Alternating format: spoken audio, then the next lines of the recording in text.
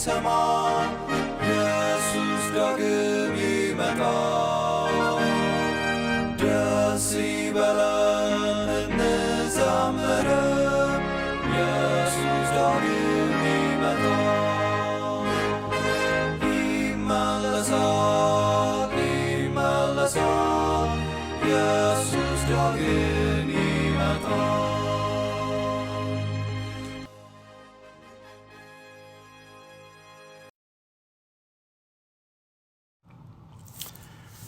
በተለያዩ የዓለማችን ክፍሎች ሆናችሁ ይህንን መልእክት የምትከታተሉ ወገኖች በጌታ በኢየሱስ ክርስቶስ ስም ሁላችሁንም ሰላም እላችኋለሁ።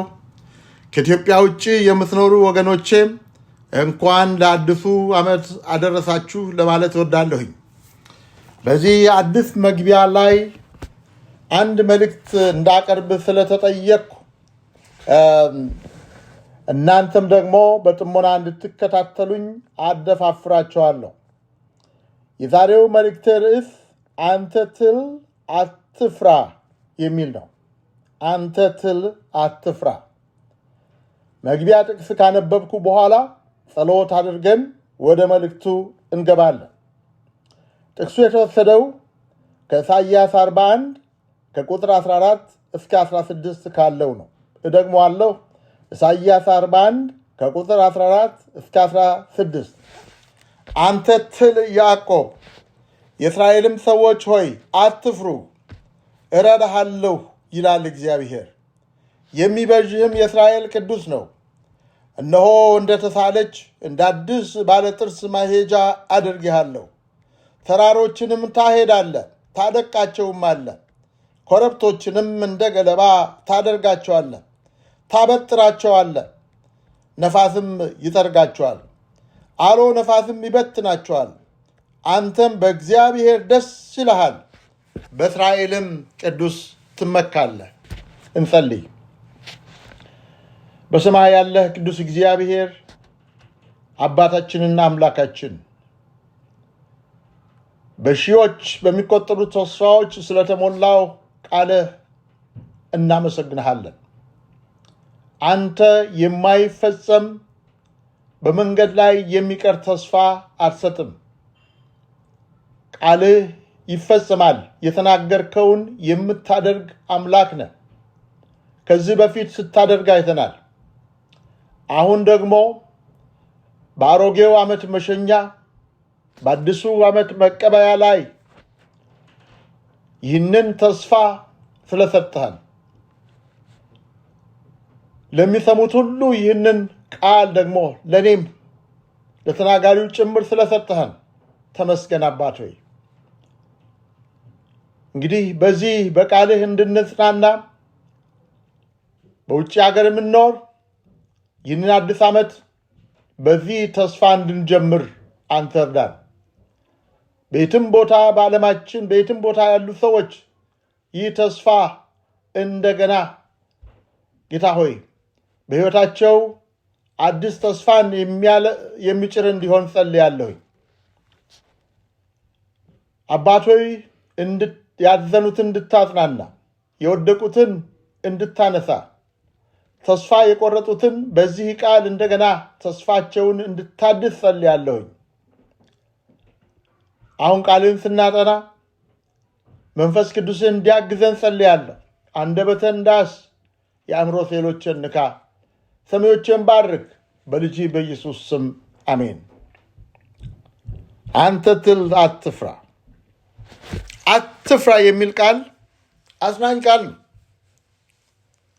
የሚያስፈራ ሁኔታ ላላጋጠመው፣ በስጋው በመንፈሱ ደህና ለሆነ፣ ሁሉም ነገር ለተሟላለት ሰው ይህ ቃል አያስፈልገውም። መቼ ፈራሁ አልኩህ ይልሃል አትፍራ ብትለው እንኳን። ነገር ግን የስጋ መጎሸሚያ እሾህ በየጊዜው ጠቅ እያደረገ ለሚወጋው የሰይጣን መልእክተኛ ሁሌ ለሚከታተለው ሰው አትፍራ የሚል ቃል ከሰማይ ሲመጣ ያጽናናል። ብርቱ የተባለ የጌታ አገልጋይ ጭምር አንዳንዴ በሕይወት ውስጥ ጨለማ ሊያጋጥመው ይችላል። እስኪ ስንቶች ናችሁ ፈርታችሁ የማታውቁ? አንድም ያልፈራችሁ? ወይም ደግሞ አሁንስ በዚህን ጊዜ በሚያስፈራራ ሁኔታ ውስጥ እያለፋችሁ ያላችሁ ትኖሩ ይሆን? ሰዎች ስለሆን ፈርተን እናውቃለን። ምናልባት አሁንም በሕይወታችን በሚያስፈራ ሁኔታ ውስጥ እያለፍን ያለን ልኖር እንችላለን። ማዕበል ወዲህና ወዲያ ስገፋው፣ ኃይለኛ የፈተና ጎርፍ ባልጠበቀው ሰዓት ስመጣበት አገልጋይም ይፈራል፣ ክርስቲያን ይፈራል። አንጋፋው የእግዚአብሔር ነቢይ ኤልያስ ሳይቀር በፍርሃት የተዋጠበት፣ መፍራት ብቻ ሳይሆን የተደበቀበት፣ ከዚያም አልፎ ሞትን ጭምር የተመኘበት ወቅት እንደነበረ ቃሉ ይነግረናል። ለዚህ በመንፈስ ጭንቀት ውስጥ ላለ፣ የራሱን አቅምና የተደቀነበትን ችግር እያወዳደረ ምን አባቴ ላድርግ ለሚል ሰው ጌታ እንዲህ ይለዋል፣ አትፍራ አንተ ትል፣ አትፍራ አንተ ትል። ከዚያ ያ ሰው አንተ ከሆንክ ወይም ደግሞ አንቺ ከሆንሽ ስማችሁን አስገቡ። እኔ አትፍራ አንተ በየነ፣ አንተ በየነ ትል አትፍራ እያልኩ ነው ያነበብኩኝ። እናንተም የራሳችሁን ስም አስገቡና አንብቡ። ትል የደካማ ነገር ምልክት ነው። ትል አጥንት የለውም። ትልን ለማጥቃት በጣም ቀላል ነው። ጉልበትና ወጪ አይጠይቅም። ወገኔ አትፍራ ያለህ ጌታ ግን የብርቶች ብርቱ ነው። ከዚያ ኃይሉ ትንሿን ቆንጥሮ ከሰጠህ በፊትህ የሚቆም አይኖርም። ተራራ ቢቆም ይናዳል፣ ደልዳላ ሜዳ ይሆናል። አንተ ብቻ እነዚህን 3 ነገሮች አድርግ። አንደኛ ደካማ መሆንህን እወቅ። ትል መሆንህን እመን። ሁለተኛ ጌታ ኃይል እንድሰጥህ የሰጠህን ተስፋ አስብ። ሶስተኛ ፍርሃትህን አስወግድ። የጌታ ወታደር ለጦርነት በሚሄድበት ጊዜ እኔ ጠንካራ ነኝ፣ ቀኝ እጄ የተሳለው ሰይፌ የራሴ ብርታትና ጥንካሬ ያድነኛል፣ አሸንፋለሁ እያለ አይፎክርም። እሱ የሚዋጋው ጦርነት የተለየ ነው። በዘካርያስ 4:6 እንደምናነበው በኃይልና በብርታት አይደለም በመንፈስ ነው እንጂ ይላል። በራሳቸው ጉልበት ለማሸነፍ የሚሞክሩ፣ በመሳሪያቸው የሚመኩ፣ እግዚአብሔር አብሯቸው ስለማይሄድ ስለማይዋጋላቸው በቀላሉ ይሸነፋሉ። ጌታን የሚያገለግሉ ሁሉ ግን የእሱን መንገድ መከተል አለባቸው። በእሱ ኃይል ማገልገል አለባቸው። ካልሆነ እሱ አገልግሎታቸውን አይቀበልም። እሱ የሌለበትን በእሱ ያልተደገፈ አገልግሎት ሊቀበል አይችልም። ኢሳይያስ 40 ከቁጥር 28 እስከ 31 አላወክምን? አልሰማህምን? እግዚአብሔር የዘላለም አምላክ የምድርን ዳርቻ ፈጣሪ ነው። እሱ አይደክምም፣ አይታክትም፣ ማስተዋሉም አይመረመርም። ለደካማ ኃይልን ይሰጣል፣ ጉልበት ለሌለውም ብርታት ይጨምራል። ብልሃተኞች ይደክማሉ፣ ይታክቱማል፣ ጎበዛዝቱን ፈጽመው ይወድቃሉ። እግዚአብሔርን በመተማመን የሚጠባበቁ ግን ኃይላቸውን ያድሳሉ፣ እንደ ንስር በክንፍ ይወጣሉ፣ ይሮጣሉ፣ አይታክቱም፣ ይሄዳሉ፣ አይደክሙም። ኃይል ለማግኘት መጀመሪያ ደካማ ወይም ትል መሆንህን መረዳት ያስፈልጋል። በመዝሙረ ዳዊት 22 ቁጥር 6 እኔ ግን ትል ነኝ፣ ሰውም አይደለሁም፣ የሰው መላገጫ፣ በአሕዛብም ዘንድ የተናቅሁ ይላል። ይህ መዝሙረ ዳዊት 22ኛው ምዕራፍ ስለ መሲሁ የተነገረ ትንቢት ነው። እኔ ትንሣኤና ሕይወት ነኝ ያለ ጌታ ጭምር በዚህ ስፍራ እኔ ትል ነኝ ስል እንመለከታለን። ይህ ሥጋ መልበሱን አይሁዶች እንደ ትል በእግራቸው ስር እንደሚረግጡት፣ እንደሚተፉበት፣ እንደ ሰው ሳይሆን እንደ ትል እንደሚቆጠር የሚናገር ትንቢት ነው። የክብር ንጉሥ እኔ ትል ነኝ ካለ እኔ እንዲያ ነኝ እንዲህ ነኝ እኔ ማለት ምን ያስፈልጋል? እኛ ደካሞቹ። ዳዊት ታስበው ዘንድ የሰው ልጅ ምንድን ነው? ትጎበኘው ዘንድ የሰው ልጅ ምንድን ነው ይላል። መዝሙር 8:4 ላይ ምንድን ነው የሰው ልጅ ታስበው ዘንድ? ዳዊት ይህን የተናገረው የእግዚአብሔርን የእጁን ሥራ በማየት እግዚአብሔር ምን ያህል ታላቅ መሆኑን ከተገነዘበ በኋላ ነው። እንዴት እግዚአብሔር ይህንን ሁሉ የፈጠረ ይህንን ያህል ታላቅ የሆነ ለሰዎች ትኩረት ይሰጣል? ለመሆኑ ሰው ምንድን ነዋል? ኢዮብ በአካባቢው በጣም የታወቀ የተፈራ፣ ሰዎች ጎንበስ ቀና ብለው የሚያገለግሉት ሰው ነበረ። ሕዝብ ወደ ተሰበሰበበት እሱ ከገባ ሁሉ ብድግ ብለው ይቀበሉት ነበረ። የደረሰበት መከራ ኢዮብ ሰዎች እንደሚያስቡትና እሱ እንደሚገምተው በጣም ትልቅ እንዳልሆነ፣ ነገር ግን እግዚአብሔር ትልቅ እሱ ትንሽ መሆኑን ካስተማረው በኋላ እንዲህ አለ። ኢዮብ 7:12 እኔ ባህር ወይም አሳ ነባሪ መሰልኩህ እንዴ? እንዲህ አድርገህ በየጧቱ የምትከታተለኝ የምትገስጸኝ አለ። አያችሁ፣ እኔ እንደ ባህሩ ለምንድን ነው አንተ እኔን እንደ አንድ ትልቅ ባህር አድርገህ የምታየኝ? ወይም ደግሞ ለምንድን ነው እኔን እንደ ግዙፍ አሳ ነባሪ አድርገህ የምትመለከተኝ? እኔ እኮ ትንሽ ነኝ፣ ለቀቅ አድርገኝ እንጂ ማለቱ እኮ ነው። ትንሽ ነኝ አለ።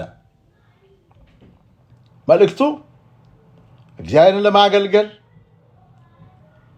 ከፊትህ የተደቀነብህን ጎልያድን ጥለህ ለማለፍ መጀመሪያ ደካማ መሆንህን ማወቅ። የሰውን ትኩረት ወደ ራስህ ለመሳብ አትሞክር።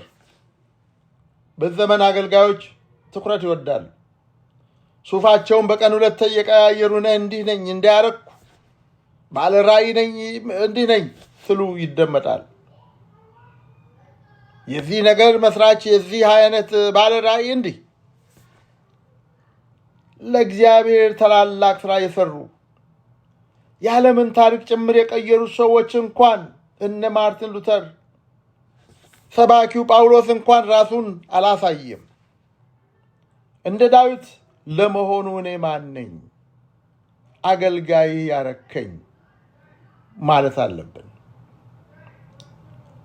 2 ሳሙኤል 7:14 ንጉሡ ዳዊትም ገባ፣ በእግዚአብሔር ፊት ተቀምጦ እንዲህ አለ፣ ጌታዬ ሆይ፣ ጌታዬ እግዚአብሔር ሆይ፣ እስከዚህ ያደረስከኝ እኔ ማን ነኝ?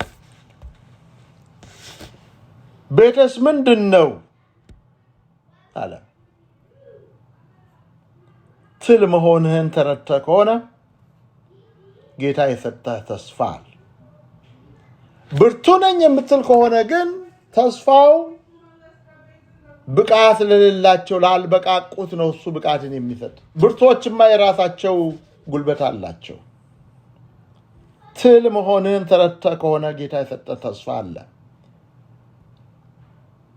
ኢሳይያስ 41:15 እነሆ እንደተሳለች እንደ አዲስ ባለጥርስ ማሄጃ አድርጌሃለሁ። ተራሮችን ታሄዳለህ፣ ታደቃቸውማለህ። ኮረብቶችን እንደ ገለባ ታደርጋቸዋለህ፣ ታበጥራቸዋለህ፣ ነፋስም ይጠርጋቸዋል። ወገኖቼ በእርግጥ ትል ነን።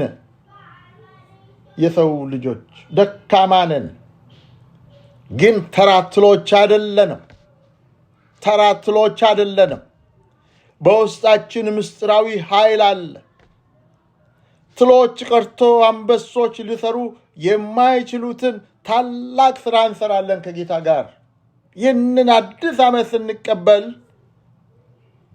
በእንደዚህ አይነት እምነት ልንጀምር ይገባል። ትሉ አይደለም፣ በትሉ ውስጥ የማይታይ አስገራሚ ኃይል አለ። በድሮ ዘመን አንድ በተሰለፈበት ጦርነት ሁሉ የሚያሸንፍ ጀግና የጦር መሪ ነበር ይባላል። ጠላቶቹ በሙሉ የዚህን ጀግና ሰይፍ በጣም ይፈራሉ።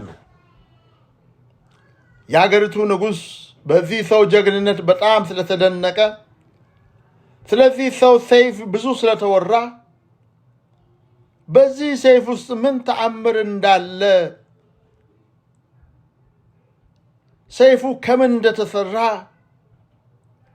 ማወቅ ፈለገና ወደ ሰይፉ ባለቤት መልእክተኛ ልኮ እስኪ ሰይፍህን ላክልኝ ልየው፣ ስለዚህ ስላንተ ሰይፍ ብዙ ተወርቷል፣ እስኪ ልየው፣ ምስጢሩ ምን ላይ ነው ብሎ መልእክተኛ ላከበት።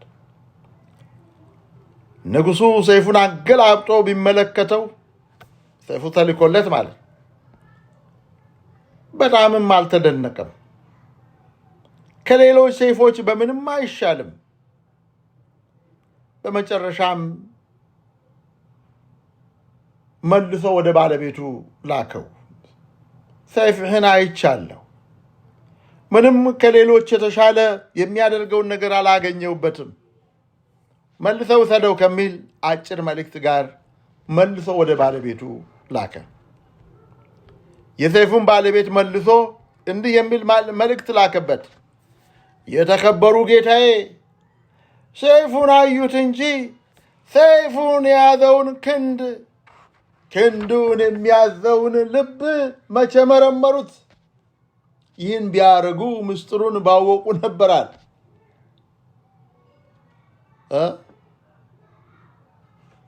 ለምንድን ነው ሰይፉን የምታየው? ሰይፉን የያዘውን ክንድ፣ ያን ክንድ የሚያዘውን ልብ እንጂ አሉ። አንዳንድ ምንም የማይረቡ ሰዎች የሚሰሯቸውን ታላላቅ ነገሮች ስንመለከት እንገረማለን። እንዴት ነው እንዲህ የሚያሸንፉት? እንዴት ነው እንዲህ የሚሳካላቸው? እንገረማለን። እንዴት ነው እንዲህ አይነት ደካማ ሰው እንዲህ አይነት ትልቅ ስራ የሚሰራው እንላለን። በልባቸው ውስጥ ያለውን የሚመራቸውን የክርስቶስን ኃይል አንመለከትም፣ የክርስቶስን ፍቅር አንመለከትም እንጂ እነሱ እኮ አይደሉ። ክርስቲያን እግዚአብሔር ከእሱ ጋር ከሆነ እሱ ከረዳው የሚቋቋመው ማን ነው? እስኪ ንገሩኝ። የተወደዳችሁ ወንድሞቼና እህቶቼ፣ ለጌታ አንድን ነገር ለማድረግ ከተነሳችሁ በኋላ እኔ አቅም የለኝም፣ ትምህርቴ፣ ጾታዬ፣ አቅሜ፣ ኢኮኖሚ፣ የንግግር ችሎታዬ፣ መንፈሳዊ ሕይወቴ ስመለከት እነዚህ ነገሮቼ ለዚህ ስራ እኔ ብቁ አያደርጉኝም የለም ብላችሁ እንደ ዮናስ ወደ ተርሴስ ለመኮብለል ያሰባችሁ፣ እኔን እንደናንተ አይነት ድካም ያለብኝ መንገደኛ ወንድማችሁ በጌታ ስም እማጸናችኋለሁ። ወይም ፊት ለፊት አንድ የሚያስፈራ ነገር አጋጥሟችሁ በቃ እኔ ያልዘልቀውም ካሁን በኋላ በቃ አንዲት እርምጃ እንኳን መራመድ አልችልም አቆማለሁ ያላችሁ አትሹ። የጌታን ተስፋ አስቡ። እረዳሃለሁ ይላል እግዚአብሔር። እኔ እረዳሃለሁ። እሱ ከረዳን ልንሰራው የማንችለው ስራ አይኖርም። እሱ ከረዳን ግንባሩን የማንመታው ጎልያድ ሊኖር አይችልም። እሱ ከረዳን የማንሻገረው ወንዝ አይኖርም።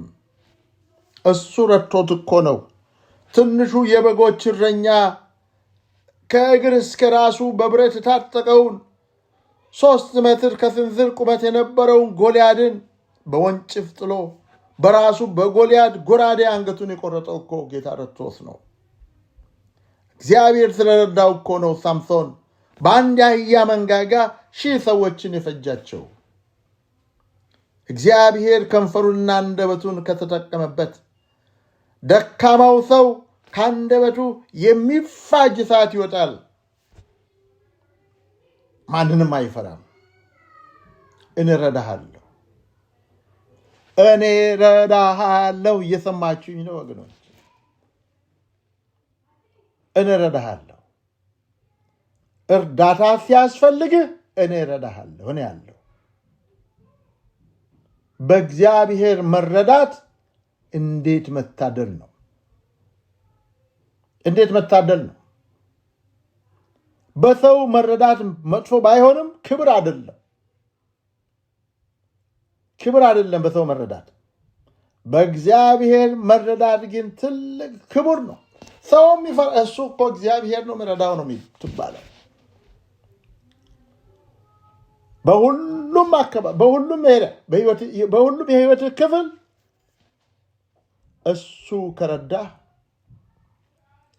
አሸናፊ ነህ። ክርስቲያን ሰባኪ ከሆንክ ወደ ፑልፒቱ ስትወጣ በኃያሉ በአምላክህ ቀበቶ ወገብህን ከታጠቅ የህዝብ ፊት አያስፈራህም። ደካማ መሆንህን እወቅ። እግዚአብሔር ኃይል እንደሚሰጥህ እመን። በመጨረሻ አትፍራ ትል ነህ፣ ነገር ግን አትፍራ።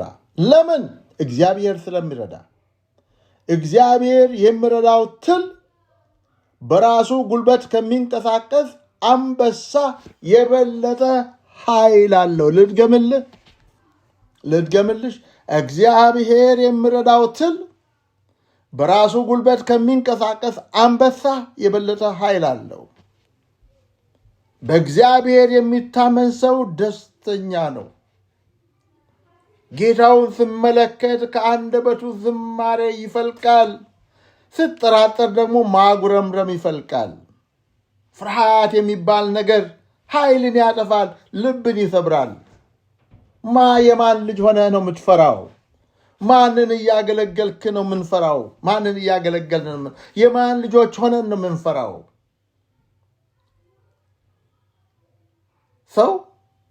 የሰው ልጅ ከፈራ የራሱን ጥላ ጭምር ይሸሻል። ከደፈረ ደግሞ ከሰራዊት ጋር መዋጋት ይችላል። ምሳሌ 29:25 ሰውን መፍራት ወጥመድ ያመጣል፣ በእግዚአብሔር የሚታመን ግን እሱ ይጠበቃል። ብዙ ሰዎች በዚህ በፍርሃት ወጥመድ የተያዙ ናቸው። ይታያችሁ፣ በዚህ ስፍራ የተጠቀሰው ትል ይታያችሁ። እስኪ ወደፊት አሁን በፊታችሁ ይህን ትል እንድታዩ ይፈልጋል። በተራራው ፊት ቁሞ ተራራውን የሚገዳደር ትል ይታያችኋል። ተራራው ላይ እየፎከረበት አንተ ተራራ መጨረሻ ደርሷል፣ ና እኔ እናንተ እንጋጠም፣ ጌታ ተራራውን ታሄዳለህ ብሎኛል፣ እስኪ እናንተ እንጋጠም፣ እስኪ ሞክረኝ ስል ይታያቸዋል። በእንደዚህ አይነት መንፈስ እንጀምር ይህንን ዓመት። ባለፈው ዓመት የረዳን ጌታ በዚህ ዓመትም ከኛ ጋር ይሆናል። ባለፈው ዓመት ባሸነፉን ግድፈቶቻችን ላይ በዚህ ዓመት ድል እናገኛለን። በጌታ ጸጋ በእንደዚህ አይነት መንፈስ እንጀምር። ይህንን ክፍል እንደገና ላንብብላችሁና ጸልዬ አቆማለሁ። ኢሳይያስ 41 ከ14 እስከ 16 ያለውን ነበር ያነበብነው። አንተ ትል ያዕቆብ፣ የእስራኤል ሰዎች ሆይ አትፍሩ፣ እረዳሃለሁ ይላል እግዚአብሔር። የሚበዥም የእስራኤል ቅዱስ ነው። እነሆ እንደተሳለች እንዳዲስ ባለጥርስ ማሄጃ አድርግሃለሁ። ተራሮችንም ታሄዳለህ፣ ታደቃቸውም አለ። ኮረብቶችንም እንደ ገለባ ታደርጋቸዋለህ፣ ታበጥራቸዋለህ። ነፋስም ይጠርጋቸዋል፣ አውሎ ነፋስም ይበትናቸዋል። አንተም በእግዚአብሔር ደስ ይልሃል፣ በእስራኤል ቅዱስም ትመካለህ። በሰማይ ያለህ ቅዱስ እግዚአብሔር አባታችን ተመስገን። አባት ሆይ ለእኛ ለትሎች ለደካሞች ስለምትሰጠን ትኩረት፣ ዓይኖችህ በእኛ ላይ ስላሉ ጓዳ ጎድጓዳችንን ሁሉ ስለምታውቅ፣ ድካማችንን ብርታታችንን ስለምታውቅ፣ አሁን ያለንበትን ሁኔታ ስለምታውቅ ልትደርስልን ልትረዳን ደግሞ ፈቃደኛ ስለሆንክ እናመሰግንሃለን። አባት ሆይ ባለፈው ስንት ጊዜ ወደቅን፣ ስንት ጊዜ ደክመን አንተ አበረታኸን፣ ወድቀን አነሳኸን። ተስፋ ቆርጠን በአንተ እንዴት እንደተጽናናን እናውቃለን። አሁንም እጆቻችንን ያዘን። ያለ አንተ ተስፋ የለን። አንዲት እርምጃ እንኳን መራመድ አንችልም። አንተ ታስፈልገናለህ። ድምፅህን አሰማን። በዚህ ሂዱ በለን። ጌታ ሆይ በዚህ ዓመት ከአንተ ጋር መጓዝ እንፈልጋለን። ከአንተ ጋር መጓዝ እንፈልጋለን። እና ወደ ሕይወታችን ድካማችንን፣ ያለፈውን ዓመት ሽንፈታችንን በዚህ ዓመት ወደ ድል ለውጥልን። አንደበታችን በዚህ ዓመት ያንተ መጠቀሚያ ይሁን። የስሜት ሕዋሳቶቻችንን ሁሉ በዚህ ዓመት አንተ ተጠቀም። የልባችን ዙፋን ያንተ ይሁን። ስለሰማህን ተመስገን። በልጅ በኢየሱስ ስም አሜን።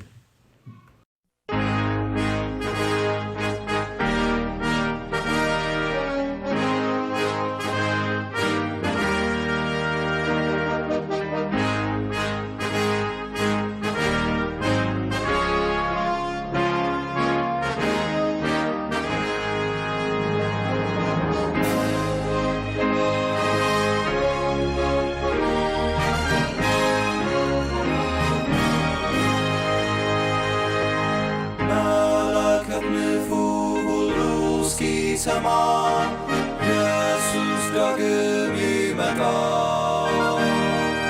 ደስ ይበለን እንዘምር፣ ኢየሱስ ዳግም ይመጣል።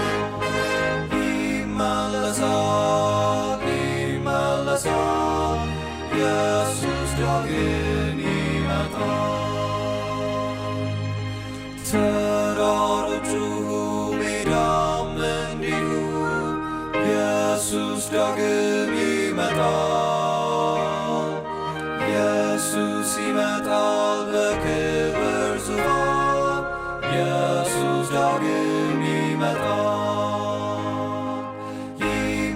ይመለሳል ይመለሳል፣ ኢየሱስ ዳግም ይመጣል። ፍጥረቱ ሁሉ ይናገረናል፣ ኢየሱስ ዳግም ይመጣል። እስከ ባህር ዳር ሁሉ ያየዋል፣ ኢየሱስ ዳግም ይመጣል። ይመለሳል ይመለሳል፣ ኢየሱስ ዳግም ይመጣል።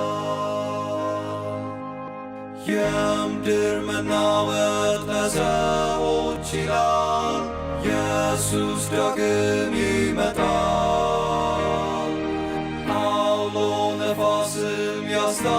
ያስታውቀናል ኢየሱስ ዳግም ይመጣል ይመለሳል ይመለሳል ኢየሱስ ዳግም ይመጣል ሕዝብም ይቆጣል በዚህ ይታወቃል ኢየሱስ ዳግም ይመጣል